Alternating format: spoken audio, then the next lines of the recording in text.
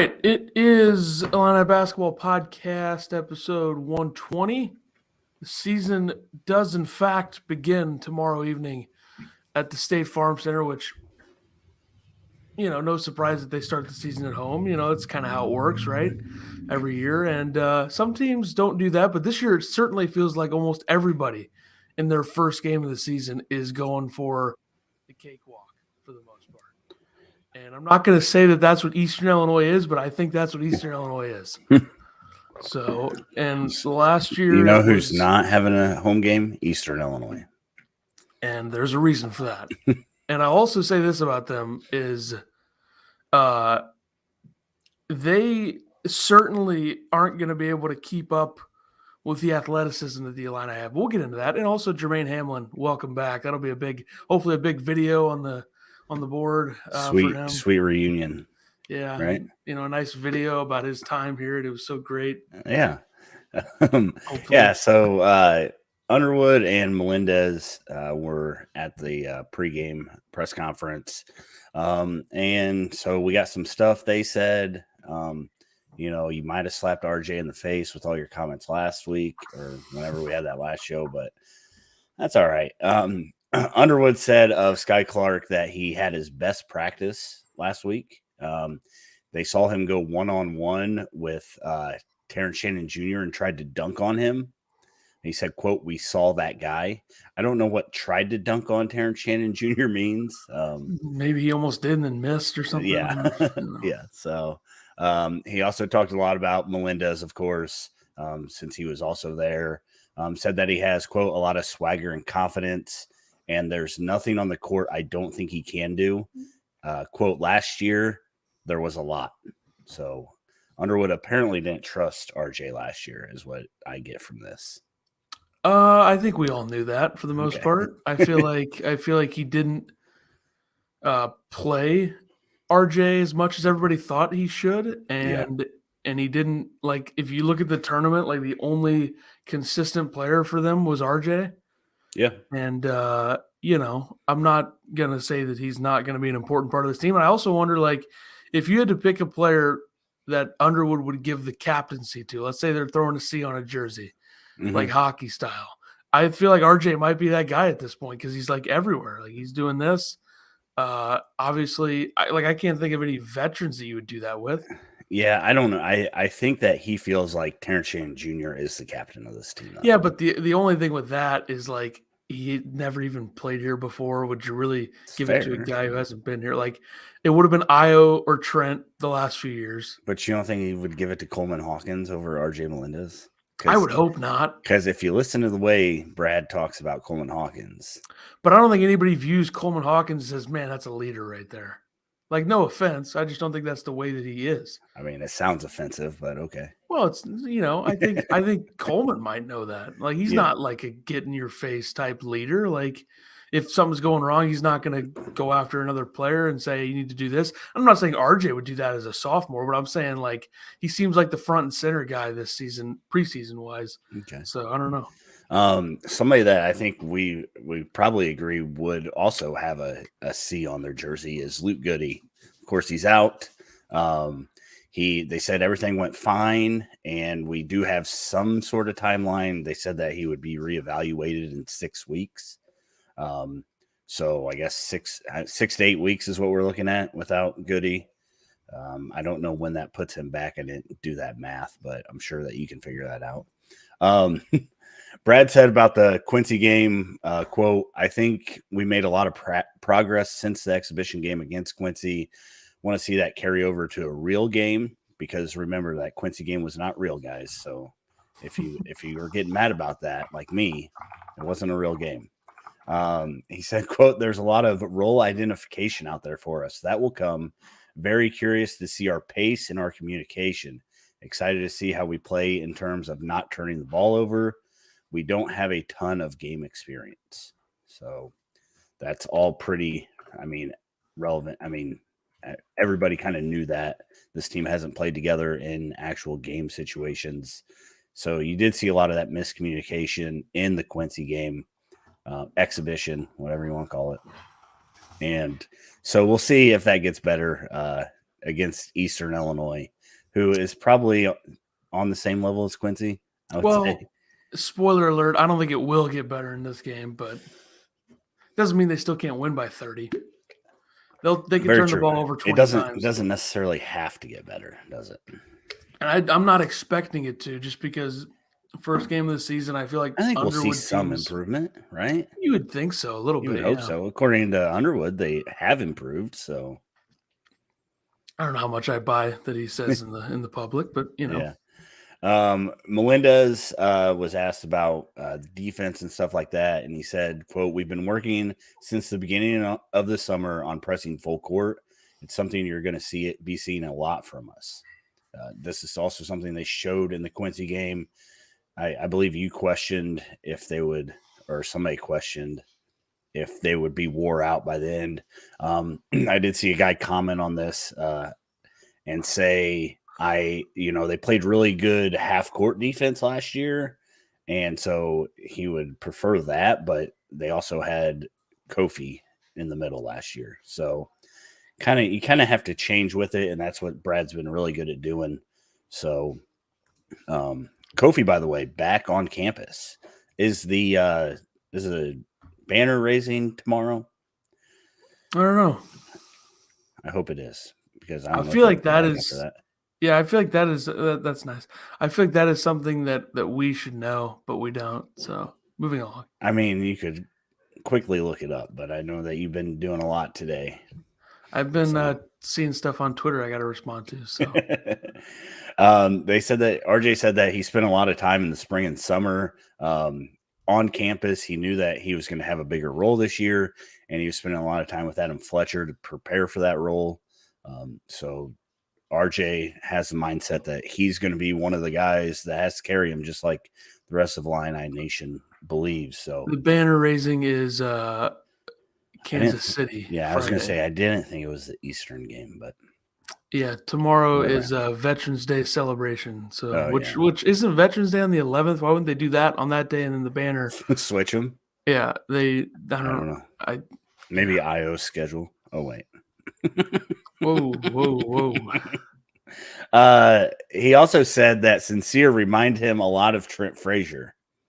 RJ Melendez believes that he sees a lot of Trent Frazier. I'll back off. Right. If players are going to say it, whatever. I just don't. He also did say more of the jersey headband hair. Yeah. When he walked down on the court, he said he looked a lot like Trent Frazier. So yeah, and then you look at his actual game; it's just not the same thing. It's not. Well, he's longer. There's nothing wrong with that. Yep, I agree. Do we want to talk about James Brown? I feel like that's something that we might want to bring up since there's been some stuff on him recently. Sure. The recruit. I know that we're into the recruiting. He's taking his 5th official visit this weekend to Illinois. He's taken visits to North Carolina, Notre Dame, Mizzou, and Michigan State. Top 20 player in the class. This is 2024, which I feel like we've always thought that if they could get him and they already have Merez Johnson, that you're like, okay. Yeah. Back in the Big Ten style of play a little bit. Really good, yeah. And I feel like there's some hype going on around this with the possibility of getting him. I know this fan side article said that it would be a quote historical get for the Illini, which I don't really know what that means, but I don't really. That's an interesting way to put that. I don't really feel like reading it, to be honest. I think it's probably more about like the ability to get 2 big men or 2 bigger players that are that highly ranked in one class. Maybe would be what they're talking about, but I don't feel like reading it. Would James Brown be the highest ranked recruit that Illinois has gotten? He's currently 27th. I can't remember. It says pairing Brown and Johnson up, who are both teammates at St. Rita and with the mean streets in the AAU circuit, would give Illinois one of the best 1-2 punches in program history. Brown would also be a historical get for the Illini. Yeah. His rating on 247 is the 9883. So that would be his that would only be the number 5 highest rated recruit since 03. So okay. With of course Jeremy Richmond number 1, Io number 2, Myers Leonard, number 3. Not sure if we're allowed to say that name. Adam Miller, number 4, and then What's wrong with Brown. Myers Leonard. We don't have to get into that. He made amends. Okay. Anyways. Yeah. So adding Brown will only elevate this team. It says so. There you go. And also, if a top 60 recruit would probably elevate a team. It would only elevate. It wouldn't. It wouldn't do anything else. He's a genius. Absolutely. What an article. I mean, that was. But sorry. You also had J.J. Taylor. Is that dream? That's who you wanted. That was it him. Died months ago, though. That was your guy. When I realized that he was dropping that far, and it was like, okay, yeah, I think he's almost out of the top 100 now. Yeah, I feel like a lot of players that have been like a couple years out, players that have been like top 10 have been dropping like crazy on some of these classes. Like Mikey Williams, I thought would be like top 5 for sure. I think he was like 18th or something. So, but J.J. Taylor goes to Memphis. I mean, have fun. You're just going to be wasting your time. Your coach can't really coach. Yeah, even though, give them credit. I guess they did pretty well last season against Gonzaga in the second round. Yeah. And, Penny keeps recruiting. I guess that's why they kept him. Yeah, I guess. I mean, J.J. Taylor's 63rd on 247, so he's dropped about 50 spots plus in the last, 6 months. But either way, you look at the class of 23, I feel like, Illinois' got a good thing going. I don't know. Do they? I don't even know where I'm at right now. Yeah. Hansberry and Dre Gibbs Lawhorn. So they're doing okay. Yeah, they got number 69, 72. That's a good balance. And then, since I'm trying to waste a couple more minutes here, you look at that class, and Michigan State has number 3 overall player, so congrats to them. Yeah. And the rest of the Big Ten has done nothing. Yeah. Michigan State also has Jeremy Fears, our boy. Mm-hmm. So Ohio State's kind of trying too, but I don't think anybody else is. Ohio State got a few big guys recently, 4 stars. It certainly feels like there's only 4 or 5 teams in the Big Ten that actually recruit like inside the top 100. Because I don't think Purdue does it very much. I mean, they have recently, but not that much. And I mean, Illinois has done it. Michigan's done it. Michigan State's done it. Ohio State does it, and Indiana's done it. But other than that, it just feels like nobody else wants to go to some of these garbage schools that are at the bottom of this conference, like Nebraska and Northwestern and Minnesota. It's going to be a little harder to recruit at Nebraska. Yeah. Well, to be fair, they did have McGowan's. So there's that's really like the one great recruit that Hoiberg's gotten there. And I'm about to choke on my own spit.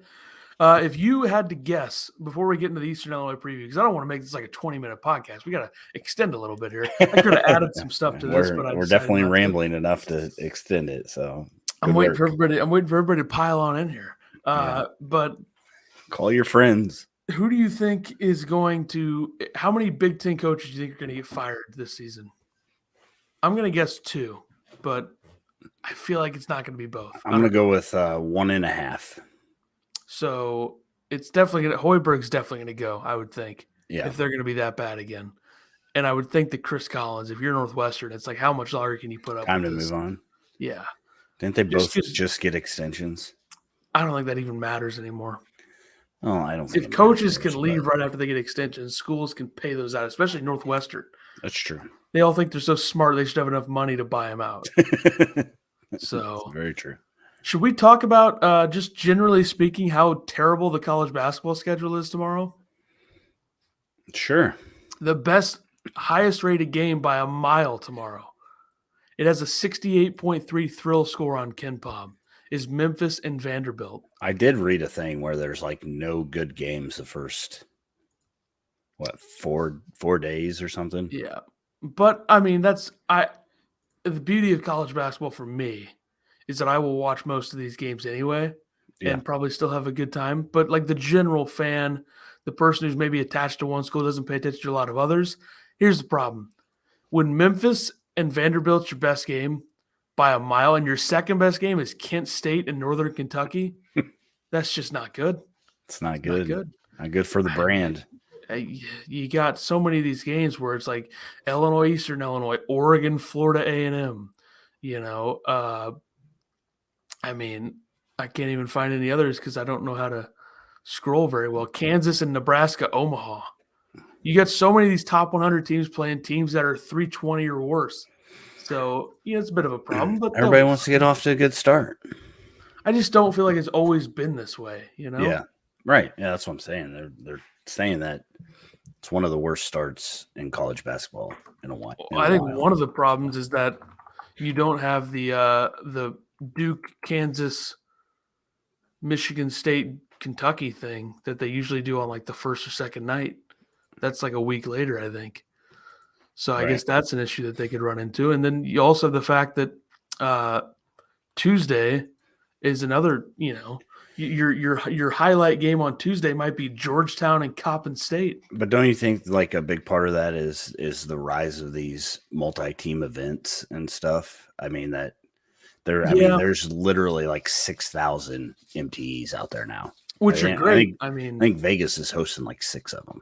So I think that probably plays into it a little bit, that you don't schedule those teams because you're going to eventually play them in some sort of event or something like that. So I think that has a lot to do with it.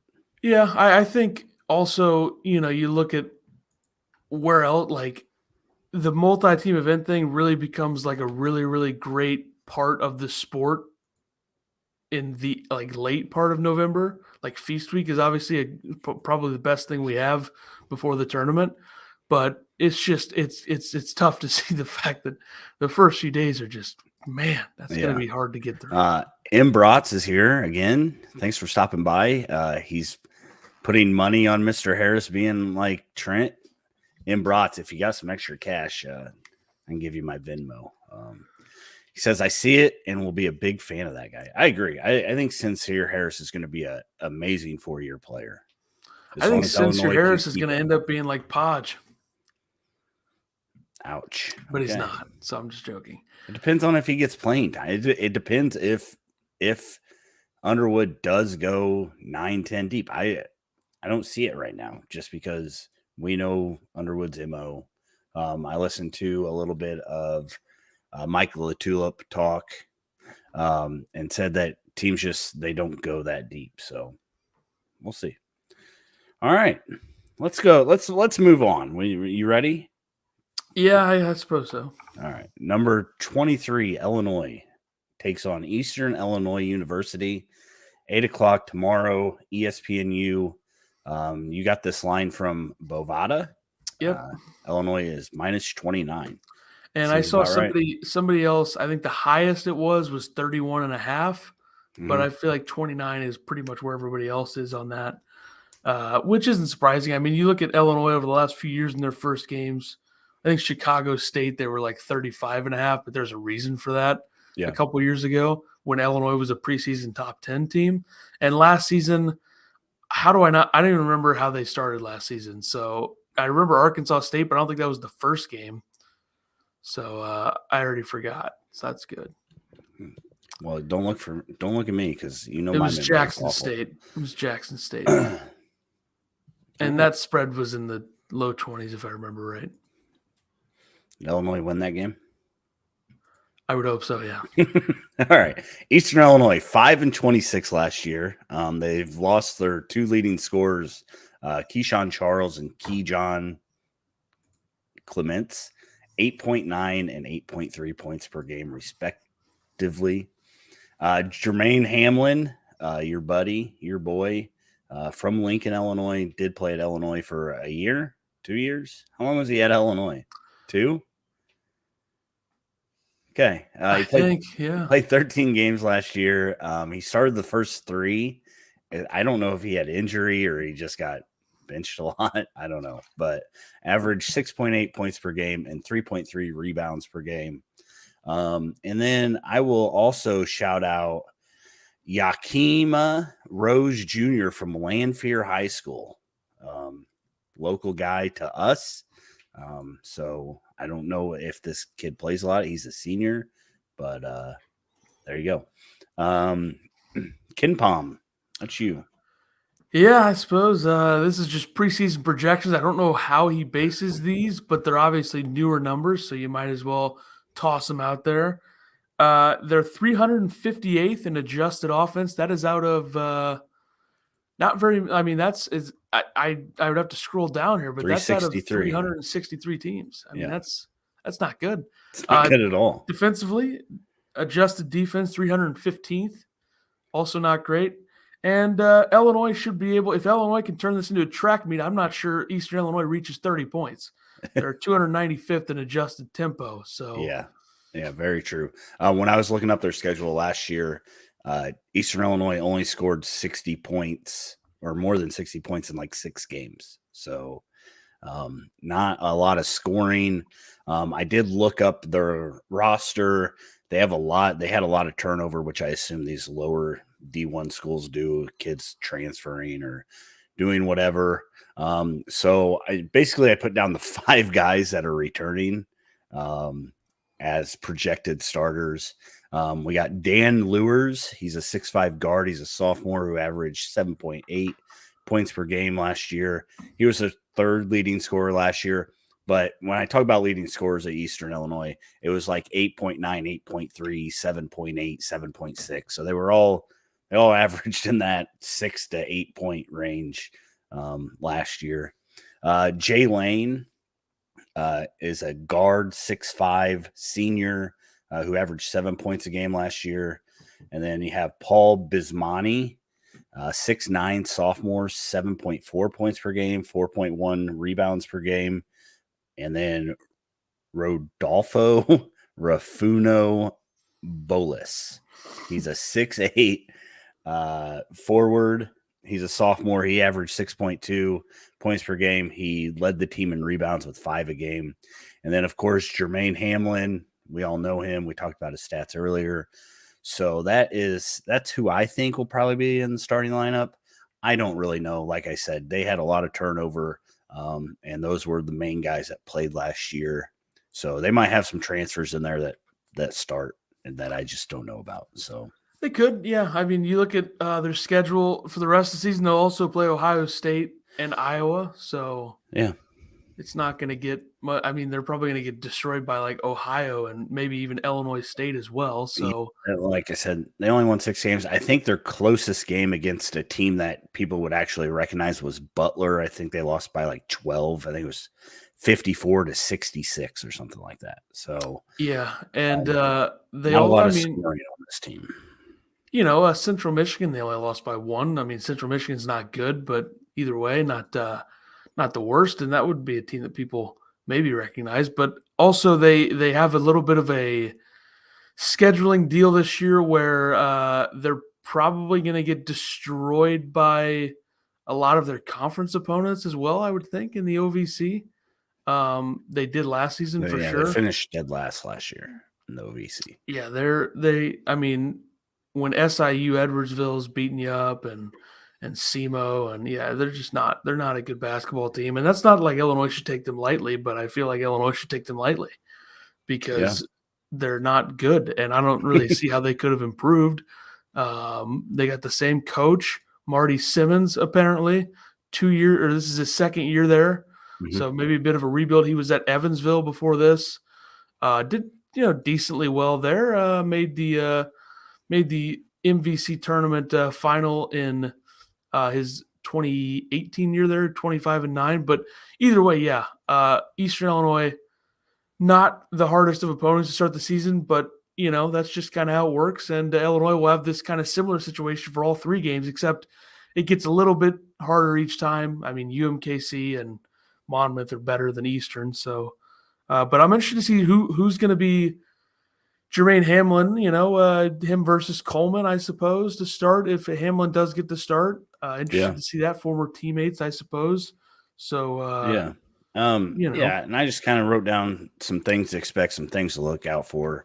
I expect a lot of what we saw in the exhibition game, a lot of full court defense, a lot of running. I think that, Underwood kind of said it in his quotes that he wants to see, the team, how they run, how they communicate, and limit turnovers. So push the ball effectively without turning the ball over is kind of going to be the main goal here, especially against a team that's not supposed to be very good. And then I want to see if they make the same mistakes. You think that they will? It sounds like that they did against Quincy with the miscommunications on lobs, things like that. So that's what I'm looking out for. I want to see if Brad's really going to go 9 deep in an actual game. I know this isn't technically an actual game. We'll probably see that more in Vegas when they start playing UCLA and those teams.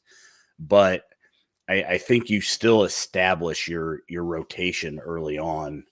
So I want to see if Brad's really going to do that. We keep talking about it. And like I said, Latulip was like, I don't think that they will.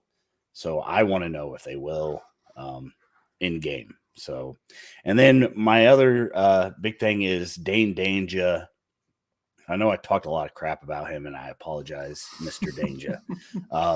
But let's see him go up against, Hamlin. They also have, a 2'6'9" guys, a 6'8" guy. They have a 6'10" freshman. So they do have size. There's no doubt that they have size. Their guards run like 6'5". They have a couple shorter ones, but that's one thing Eastern does have is they have length. Skill wise, I don't know if they're on Illinois' level, but I want to see that length matched up and see how Illinois handles that. Yeah, I feel like in terms of danger, I don't know what I'm expecting from him in this game. I mean, I would think that he could be better than Jermaine Hamlin. I would think. I think that he will be. I would hope. I mean, if he's not, then maybe make a trade before it's over and be like, you guys take danger, we'll take Hamlin back. But I don't know. I feel like in terms of going 9 deep in an actual game, like you said, I don't think we're really going to see that. I don't think we're going to get an idea of that in the first 3 games. Yeah, I don't know if we will. But I feel like Underwood's going to do it. So, like, I don't think you're going to see Lee and Servins and Paxton, until the end of the game. Not. I just don't think you're going to see them until the game till Illinois gets their grounding. Grounding? I don't know if that's the word. Gets their feet under them. Thank you. Yeah, there you go. That's what you're here for, to help me speak English. That is exactly correct. I feel why does Latulip not think that he would do that in Vegas or in an actual game? He just, from what he said, he doesn't think that you can have cohesiveness going that deep. I think guess seven or 8 is the number. Who's going to lose minutes in that case? Danger? That's my question. Yeah, that's what I want to know. I would think it would be Danger or Harris or Epps. I think are the only options that would. Right. So, because they're not going to make Ty Rogers isn't losing minutes. I can guarantee you that. No. And so that's really the only guy that. I mean, you could definitely. I think 7 or 8 is probably the right number, but I think you could stretch it to 9. Saw it last year when everybody talked about how deep Illinois was, and Underwood wouldn't go past 7 or 8. Goody and Melendez would come in for a few minutes a game, but it wasn't. But he also had a lot. I feel like he had a lot more trust in that group just because he coached a lot of those guys before and they'd been there. Right. I think this year's a little bit different, and you could have success by going with 5 or 6 like Villanova if you want to do that. That won't be the case for Villanova this season, but last season, they made it to the Elite 8 with pretty much a 6-man rotation, which was down to 5 after an injury. Full court defense with 5 or 6 is not going to work out. I can tell you that. Definitely not. No, it will not. But I mean, okay. All right. I added this segment. New segment, guys. Woo! We need like bells and whistles for this. Usually, when you say player to watch, you usually think it's like the good player, sure, or like the best players in the team. Sure. You could do that, or how about a player to evaluate or look out for, or what you want to certain things you want to see from them in a game. Yeah, that's the direction that we're kind of taking this. But you could go with the best player if you wanted to. But we'll start with you. I went with Coleman Hawkins. We know that he's had success against teams like Eastern. So I just want to see if he had a double-double against Quincy. Let's see if he can still roll. I want to see him under control and take care of the ball and do the things that everybody says Coleman Hawkins, breakout star, NBA talent. See if he can do that against Eastern Illinois. So, and then I picked Paul Bismana from Eastern because he's 6'9". I think he's lengthy. He's going to match up more with Coleman Hawkins than a regular big. So I just want to see. I just want to see those two, I guess, to go at each other. Of course, Jermaine Hamlin, if he does play, I assume Coleman Hawkins will be on him. But, yeah, I'm looking out for the sophomore, Paul Bismana. I said his name different 4 different times. So. Yeah, it's pretty impressive. For me, I'm going first for the Illini. Actually, let's just get this out of the way. Eastern Illinois, Jermaine Hamlin, of course. I mean, I have to pick him, obviously, big Fair. reunion for him, and maybe too emotional to start just to be back on campus. But for Illinois, I'm going to go Matthew Meyer. I think, I had to go with one of the Baylor guys here since somebody that I know has been dumping all over both of them the entire preseason. So I just kind of I want to see talk to that guy. What do we get from Meyer? Do we see a little bit more confidence? If he starts, I think it changes things a little bit. I definitely prefer to see them try him as the 6th man. I don't think Brad's going to do that yet. No. But I think a big part of this is if Meyer can make some shots, he has the sneaky athleticism. We've seen that before at Baylor, especially there's some plays where you're like, I didn't think he could do that. But then you think about Meyer as well. The first time that we pretty much saw him was him destroying Illinois. So yeah, and I feel like Myers, he's one of those guys that, if he sees a couple shots fall, he's a completely different player than if they don't fall, which I feel like that's probably 90% of basketball players.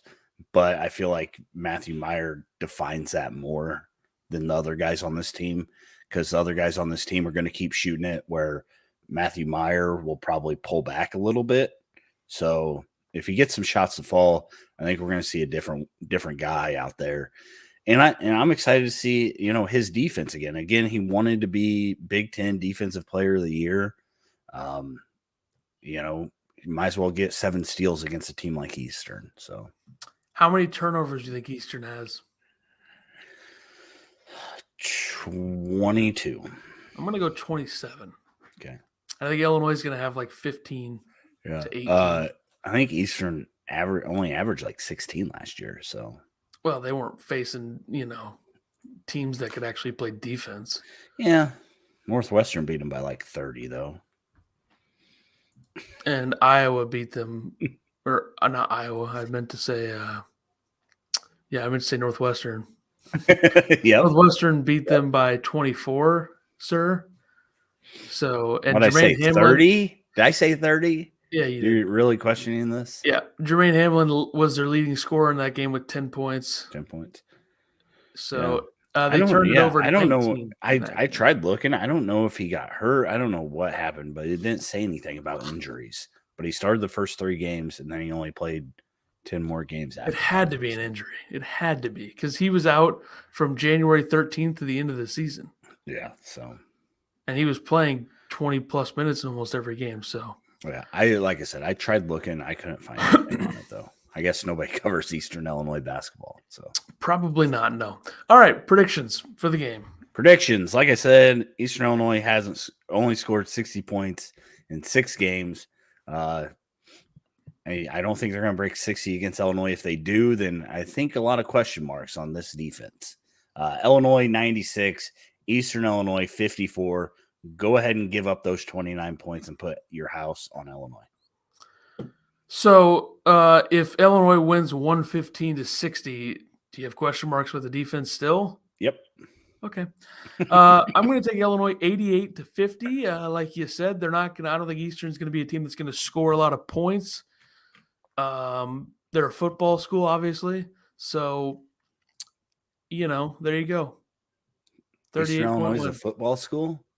They have more successful NFL players than the Illini do. That's true. Tony Romo and Jimmy Garoppolo. Yeah. There you go. That's all you need. Sean Payton. Yes. I looked for 100 in the exhibition for sure this time, I think. If they're going to score 100 points in a game, it's got to be this one because I'm UMKC maybe, Monmouth maybe, but I feel like this is your best shot. This is it, yeah. Because Yeah. last season they scored 71 points against Jackson State. Does Illinois put up more than 33s in this game? Yeah, I would think so. I think they're going to shoot like 35. Okay. All right. Well, I mean, what else are they going to do? Fair.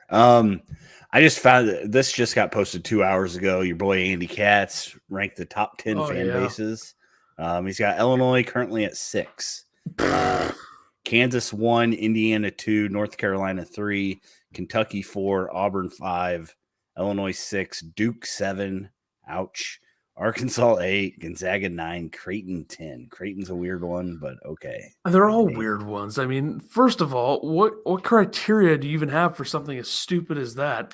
And what are they running out of material? I mean, Andy, the season's about to start. Nobody gives a flying F about fan base rankings. Like, you're just trying to get people pissed off before the season even starts. And the fact that anyone would get pissed off at that is hilarious to me. The only thing that I get pissed off at is the fact that we still view Andy Katz as a real analyst when he knows nothing for the most part. Yeah. Well, I mean, it has 112 comments on it. So, exactly. they did their job. Accomplished. Yeah. Great job, Andy. They did their job. You loser. Yeah. I guess we were going to end the show with Q&A. If anybody has any questions, all three of you out there, if you got anything to say, have any questions, want to come up with our own questions.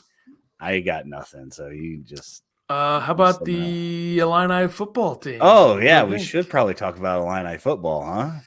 Yeah. Officially basketball season, guys.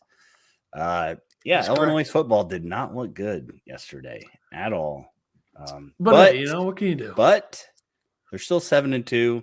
I think they were predicted to win 4.5 games. I don't know how you win a half game. A tie, I assume. Is that legal in college basketball or football?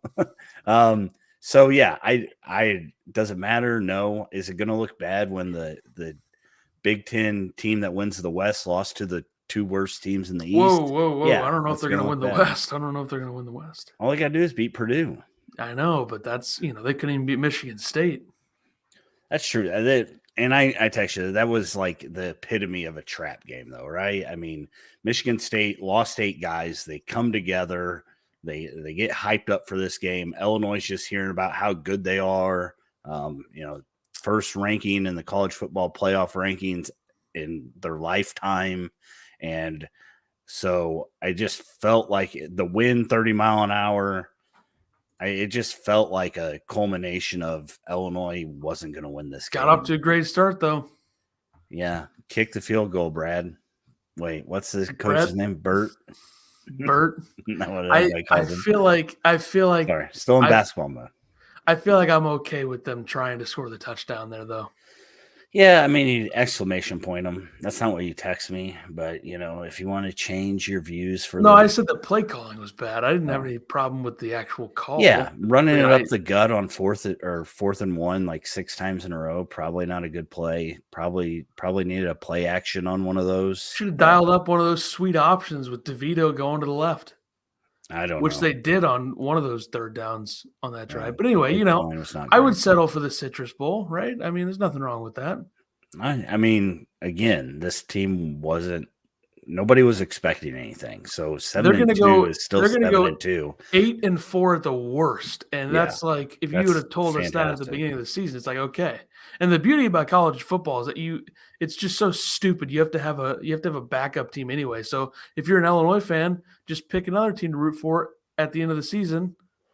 I think it was because the first game with a wind chill. /mark. Absolutely, it was. But anyway, they'll be fine. I mean, you pretty much win next week and you're good. Yeah, who cares? It's basketball season anyway. We don't care anymore. Yeah, I just Illinois fans understandably upset about it, but and to do it in front of the biggest crowd they've probably had in 10 years, probably not good. How many people do you think show up to the Purdue game? 42. 42. So you think 14,000 fans said, I'm not doing this anymore. That's right. Go root for the Oregon Ducks if you want to root for a team that has a chance. Go ahead. Gross. That's my fallback team though. So not even really a fallback. I've kind of always followed Oregon more than Illinois football wise. But either way, this is a basketball podcast, folks. So shut up about football. We talked about football long enough. Yeah, I mean, we've all seen enough. Is the football team going to show up to some of the basketball games? I don't know. Or will there be enough seats for them? Because I assume that State Farm Center is going to be sold out every night. Really? He must have pressed the wrong button because he disappeared. I don't know if that's the case. I feel like they definitely had some games last season where they all showed up, but I mean, I clicked a button and it took me out of it. Lost all our viewers because of it. All right, well, yeah, I think we've all seen enough. I guess we'll see people tomorrow. Watch party, 8 o'clock, 7:45 ish. Be there. It'll probably be more like 7:52 if I had to guess when we're live, but we'll be there. So come watch the game with us. Hopefully we don't have to get mad. Hopefully we just sit there and talk with the people and watch a beatdown because this is probably going to be a situation given the fact that you're going to be in Vegas for those games that we probably do one watch party in the month of November, maybe two. So yeah. I mean, we could try to get one in for like Monmouth or Lindenwood. I don't know if you're going. Are you going to the Syracuse game? Nope.